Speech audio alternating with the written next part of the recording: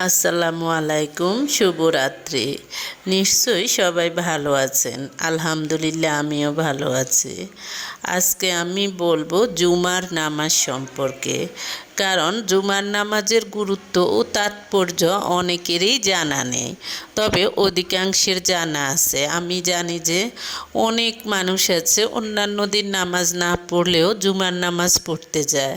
আবার অনেক মুসলমান হয়েও তারা জুমার নামাজ পড়ে না। এইসব মানুষের জন্য আমি বলবো জুমার নামাজ অবহেলা করলে আপনার কী ধরনের শাস্তি হতে পারে।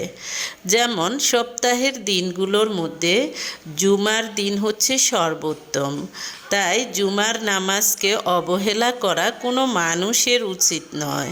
যারা জুমার নামাজকে অবহেলা করবে তাদের অন্তরে আল্লাহ মোহর মেরে দিবেন, তারা গাফেলদের অন্তর্ভুক্ত হবেন।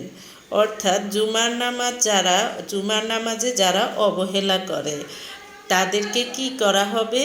তাদেরকে আল্লাহ তাদের অন্তরে মোহর মেরে দিবে।